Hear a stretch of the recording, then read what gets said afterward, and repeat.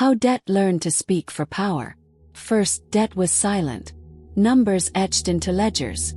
Obligations carried quietly from one season to the next. But over time something changed. Debt stopped waiting to be enforced. It began to speak, loudly enough to command decisions, redirect policy, and reshape nations without ever raising its voice. To understand how debt learned to speak for power, we must return to a Europe where borrowing was once a private matter. Rulers borrowed to fund wars. Cities borrowed to build walls. Merchants borrowed to expand trade.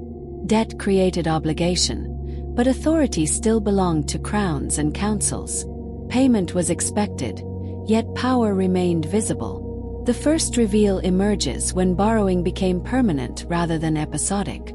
States no longer borrowed for events, but for continuity. Debt rolled forward year after year, refinanced instead of repaid. What began as emergency support evolved into structure. Governments learned that obligations could be managed, postponed, and layered without immediate consequence. Debt gained patience.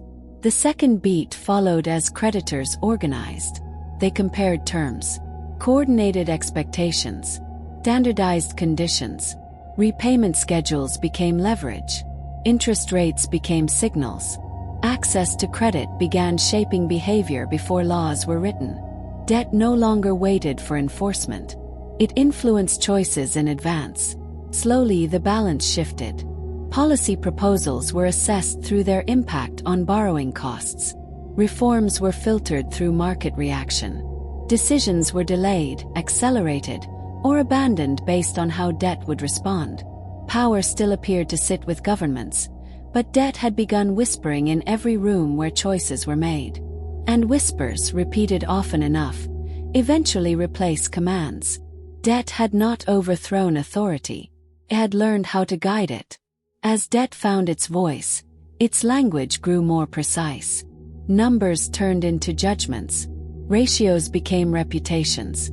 A rising yield spoke of doubt. A downgrade signaled disapproval. These were not laws, yet they carried consequence. Governments listened because ignoring them was costly. The reveal deepened as institutions adapted to this new grammar of power. Finance ministries built policy around projections of debt response. Budgets were crafted not only to meet social needs, but to reassure lenders. Political timelines bent around repayment calendars. Debt began setting the rhythm to which authority moved. The conflict emerged when public priorities collided with creditor expectations. Investments demanded by voters threatened to raise borrowing costs. Social protections competed with fiscal ratios. Leaders faced choices framed not as values, but as affordability. Debt did not forbid action. Price did. And price became permission. The build-up intensified during moments of stress. Crises pushed borrowing higher, amplifying debt's voice. Emergency measures triggered scrutiny. Conditions followed assistance. Oversight expanded. What began as support evolved into guidance, then expectation. Debt was no longer a consequence of policy. It was a constraint shaping policy in advance. Over time, the distinction blurred. Decisions justified themselves by reference to debt reaction rather than public debate. Authority learned to speak in debt's language to maintain credibility. Power adjusted its tone, its pace, its ambition. Not because anyone ordered it to, but because debt responded predictably when pleased, and harshly when ignored. By this stage, debt had achieved something extraordinary. It exercised influence without issuing commands. It disciplined without enforcement. It governed through anticipation rather than punishment. And anticipation, once internalized, is the most efficient form of control. Debt no longer waited to be repaid. It waited to be obeyed. The tension peaked when debt's voice grew louder than politics itself. Elections changed governments, but borrowing costs remained unmoved. New leaders promised direction, yet inherited constraints already priced into the future. The room for choice narrowed before the first speech was delivered. The conflict sharpened as social consequences accumulated. Austerity was defended not as ideology, but as necessity. Investment delays were explained as prudence. Cuts were framed as responsibility. Debt did not demand these outcomes directly. It made alternatives expensive enough to seem impossible. Power complied while insisting it had no choice. The build-up intensified when citizens began noticing the pattern. Promises repeated, results stalled. Different parties produced similar policies, justified by the same fiscal limits.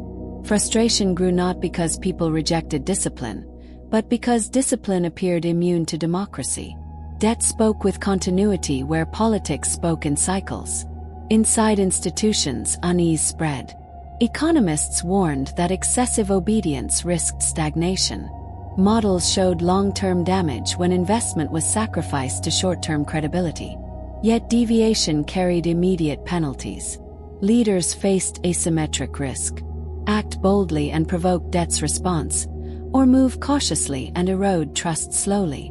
Most chose caution. Debt's power now revealed its paradox. It stabilized systems by discouraging extremes, but also discouraged renewal. It rewarded predictability over adaptation, safety over ambition.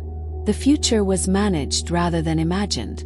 By this stage, debt had fully learned its role. It did not need to threaten. It only needed to exist, measured continuously, watched obsessively, and internalized by decision-makers. Control flowed through expectation rather than command. Power still spoke, but it spoke in debt's language. And once authority adopts the grammar of its constraint, resistance becomes unthinkable, not because it is forbidden, but because it feels irrational. Debt had not seized power. It had taught power how to limit itself.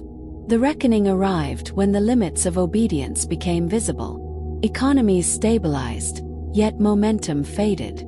Debt had disciplined excess, but it had also dulled initiative. What once protected credibility now constrained possibility. The system was safe, but increasingly unable to change. The climax unfolded as policymakers began to acknowledge a truth long avoided. Debt was not neutral. It carried assumptions about time, risk, and value that favored continuity over transformation. It rewarded systems that resembled the past and punished those that attempted to evolve too quickly. Power had listened so closely to debt's voice that it had stopped hearing anything else. This realization did not spark rebellion. Sparked recalibration. Some governments tested the boundaries carefully, investing despite warnings, absorbing short-term cost for long-term capacity. Others restructured obligations to restore room for choice. Where these efforts were credible and transparent, markets adapted. Debt responded not with punishment but with adjustment. Its voice softened when certainty returned through clarity rather than fear. The resolution emerged unevenly, but unmistakably. Debt did not disappear, and it did not lose influence. But it stopped being the only language spoken in rooms of power. Policy began weighing credibility against consequence, stability against stagnation. Authority reclaimed the ability to choose, rather than simply react. What remained was a deeper lesson about modern power. Debt is a tool, not a ruler. When it speaks alone, systems freeze. When it is heard alongside social need, innovation, and long-term vision, it becomes manageable. Constraint does not have to mean paralysis. Discipline does not require silence. Europe learned that debt's greatest power was never its numbers, but the way those numbers shaped imagination. Once leaders remembered that futures can be built, not just financed, debt lost its monopoly on decision-making. Debt had learned to speak for power, but power at last learned how to answer back. So what do you think? When debt guides every decision, are we limiting risk? Or limiting the future itself? How debt